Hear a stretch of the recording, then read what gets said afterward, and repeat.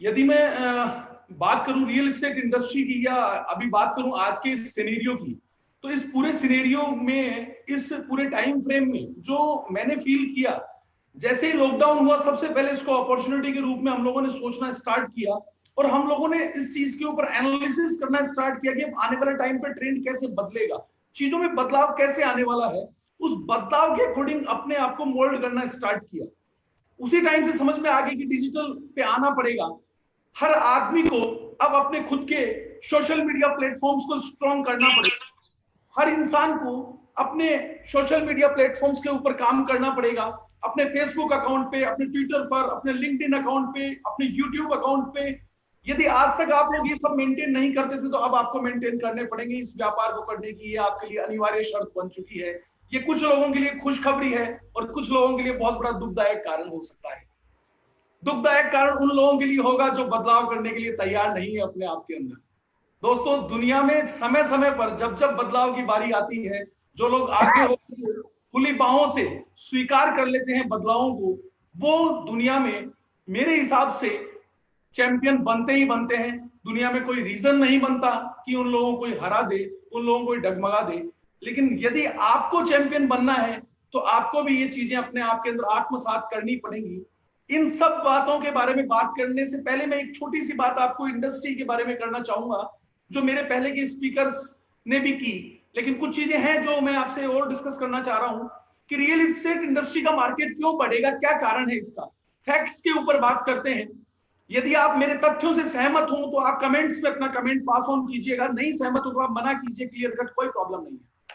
दोस्तों, ये वक्त जब चाइना दुनिया का सबसे बड़ा एक्सपोर्टर था और आज पूरे विश्व में चाइना की जिस तरीके से जलील हुआ है, चाइना जिस तरीके से विश्वास चाइना है, तो भारत एक हब के रूप में अब डेवलप होगा, जो एक मैन्युफैक्चरर के रूप में डेवलप होगा। जब भारत एक मैन्युफैक्चरर के रूप में डेवलप होगा तो निश्चित रूप से यहाँ पर फैक्ट्रियां लगेंगी, निश्चित रूप से बाहर की कंपनियां इंडिया में आएंगी और यहाँ पर अपना सेटअप डालेंगी। जब सेटअप डालेंगी तो सेटअप डालने के लिए उनको जमीन चाहिए। उसके बाद जिस मैन पावर के साथ वो यहाँ बिजनेस करेंगे, काम करेंगे या प्रोडक्शन करेंगे, उस टीम को, उस लेबर को या उस स्टाफ को रहने के लिए भी मकान चाहिए। तो दोस्तों, यदि इस तरीके से ये काम इस दिशा के अंदर गया, यदि हम लोग मैन्युफैक्चरिंग के अंदर अपना वर्चस्व आने वाले टाइम में कायम कर पाए तो निश्चित रूप से हाउसिंग की डिमांड बढ़ने वाली है। क्योंकि दोस्तों, ये एक ऐसी चीज है जिसकी डिमांड शाश्वत है, जो रहनी ही रहनी है। इंसान जन्म लेगा, परिवार बढ़ेगा और उसको रहने के लिए मकान चाहिएगा। पुराना मकान है, पुराना हो गया, तोड़ेगा, रिकंस्ट्रक्ट करेगा। आबादी के ज्यादा बीच में मकान आ गया, थोड़ा सा बाहर निकलेगा और बाहर निकल करके मकान लेगा। आज इस कोरोना महामारी ने सबको बता दिया कि हमें सिटी के बहुत ज्यादा नजदीक मकान नहीं चाहिए। हमें मकान चाहिए, सुविधाओं के साथ मकान चाहिए। हमें मकान चाहिए जहां सिक्योरिटी हो, हमें मकान चाहिए वहां जहां सेफ्टी हो, हमें मकान चाहिए जहां पर क्लब हाउस हो, जहां पर अच्छे पार्क्स हो, जहां पर सिक्योरिटी गार्ड हो, जहां पर सीसीटीवी सर्विलियंस हो। ये सारी सुविधाएं जिन टाउनशिप्स में या जिन हाई राइज बिल्डिंग्स के अंदर होंगी, क्लाइंट वहां जाएगा। और दूसरी, मैं मेरी ओपिनियन की यदि बात करूं तो हाई राइज से भी ज्यादा क्लाइंट अब इंडिपेंडेंट मकान की ओर अग्रसर करेगा, इंडिपेंडेंट मकान की ओर इंसान अब मूव करेगा।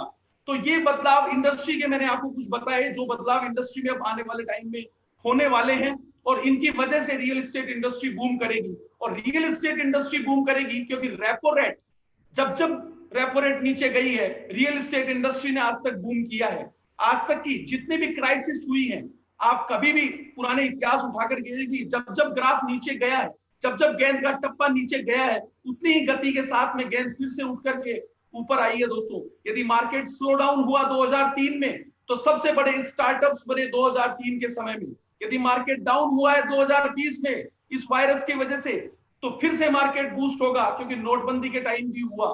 नोटबंदी के टाइम भी एंड यूजर मार्केट में था, इन्वेस्टर मार्केट में नहीं था। उसके बावजूद भी जिन लोगों ने बदलाव किया, जिन लोगों ने एंड यूजर के लायक प्रोडक्ट दिए, जिन लोगों ने अच्छी सर्विसेज दी, जिन लोगों ने क्लाइंट की सोची, खुद की न सोच करके क्लाइंट की प्रोस्पेक्टिव से जिन्होंने सोचा, क्लाइंट के लिए जिन्होंने सोचा, उनका काम हुआ, उनका माल बिका।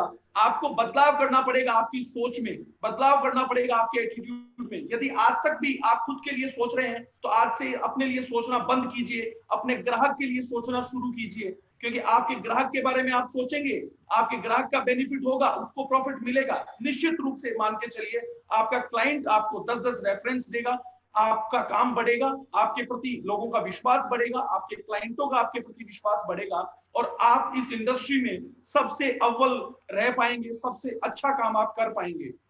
अंत में दोस्तों, आज समय नहीं है बहुत ज्यादा, इसलिए मैं मेरी बात को शॉर्ट में समराइज करना चाहूंगा। आपको एक छोटी सी बात मैं कहना चाहूंगा, एक स्लाइड के माध्यम से मैं आपको एक स्लाइड जरूर मैं दिखाना चाहूंगा, क्योंकि आप लोगों के लिए ये स्लाइड मैंने तैयार की है। मैं ट्राई करता हूं इसको आप लोगों के साथ शेयर करने की।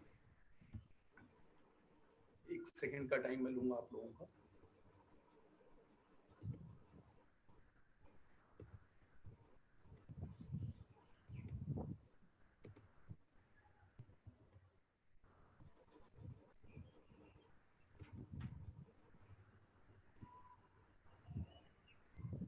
ये स्लाइड आप लोगों को दिख पा रही होगी दोस्तों। ये एक चेंज कर्व है, ये एक मॉडल है। इस मॉडल के बारे में जब मैंने देखा, मैं बहुत अभिभूत हुआ। मुझे समझ में नहीं आ रहा था कि अपन लोग जो कर रहे हैं, जिस तरीके से अपन लोगों ने चेंजेस किए, वो चेंजेस इस मॉडल को देखने के बाद मुझे लगा कि ये मॉडल के अंदर वो सारे चेंजेस फिट बैठते हैं। जो लोग पहले से मेरे साथ जुड़े हुए हैं या मेरे से संबंध रखते हैं कहीं ना कहीं, या मुझे जानते हैं थोड़ा सा, उन लोगों को पता है कि जैसे ही लॉकडाउन हुआ, जैसे ही अपॉर्चुनिटी, लोगों को लगा अब तो सब कुछ बर्बाद हो गया, तबाह हो गया, उस टाइम पे सबसे पहले लोगों को लगा शॉक। लोग थे एक नंबर के पॉइंट पर। एक नीचे वाली लाइन है जो टाइम लाइन शो कर रही है, ऊपर वाली लाइन आपकी जो है, और आपकी जो वर्टिकल लाइन है वो लाइन आपकी शो कर रही है परफॉर्मेंस और आपके कॉम्पिटेंस को। तो सबसे पहले इंसान को शॉक लगता है, और जैसे ही शॉक लगता है तो डिनाइल होता है, और डिनाइल होते ही इंसान को फ्रस्ट्रेशन आती है, बहुत गुस्से में आदमी आता है। और इंडिया वालों को तो शौक है, बुरा मत मानिएगा मेरी बात को, हमें सामूहिक मातम मनाने का हमेशा से शौक रहा है, इसलिए सामूहिक मातम मनाया गया। बिल्कुल ग्राफ नीचे की ओर चला गया, भयंकर तरीके से डिप्रेशन में सब लोग आ गए। और डिप्रेशन में आने के बाद में जिन लोगों ने एक्सपेरिमेंट किए और जिन लोगों ने काम करना चालू किया, वो 5वें पॉइंट पर आए और वो आगे एक्सपेरिमेंट करके, डिसीजन लेकर के आगे बढ़े। और एक टाइम के बाद लोगों को एक्सेप्टेंस आ गई, लोगों ने स्वीकार कर लिया इन चीजों को कि हाँ, ये मार्केट के बेस्ट प्लेयर्स हैं, ये लोग तो राज करेंगे, क्योंकि इन लोगों ने चेंजेस कर लिए, इन लोगों ने चेंज को अडॉप्ट कर लिया। दोस्तों, जिन जिन लोगों ने बदलाव किए उन लोगों को ये ग्राफ समझ में आ रहा होगा, जिन्होंने बदलाव नहीं किया उनको भी 4th पॉइंट तक का तो समझ में आ ही रहा होगा। लेकिन मैं कहना क्या चाह रहा हूँ, ये स्लाइड दिखा करके मैं आपको ये नहीं बताना चाह रहा कि हम किस दौर से गुजरे हैं। मैं आपको ये बताना चाह रहा हूँ कि यदि आपको सफल और कामयाब बनना है, तो जब जब आपको शौक लगे, जब जब पहले पॉइंट के ऊपर ट्रिगर दबे, तो सीधे उठ करके 5वें पॉइंट पर आइए, बीच के 3 पॉइंटों को खाली कर दीजिए, सीधे पहले के बाद 5वें पॉइंट पे आने की कोशिश कीजिए, सीधा एक्सपेरिमेंट और डिसीजन पर आइए, इमीडिएट क्विक डिसीजन कीजिए और इंप्लीमेंट करके देखिए क्या होगा। ज्यादा से ज्यादा वो चीज गलत होगी तो लर्निंग मिलेगी, सही होगी तो पूरा मार्केट अप्रिशिएट करेगा कि यार आपने अच्छा किया है। तो सबसे पहले आज के बाद जब जब शौक लगे, सीधा 5वें नंबर पर आकर के कार्यक्रम शुरू कीजिए। और कुछ महारथी लोग होंगे जो डायरेक्ट 5वें नंबर के बाद तुरंत इमीडिएट मेहनत करके, इतनी तेज गति के साथ मेहनत करके लोगों में एक्सेप्टेंस अपनी इमीडिएट प्रभाव से ले आएंगे और इमीडिएट प्रभाव से अपने आप को स्थापित कर देंगे इस बाजार में, और लोगों के आइडियल बनेंगे, लोगों को प्रेरणा देने के प्रेरणा स्रोत बनेंगे। और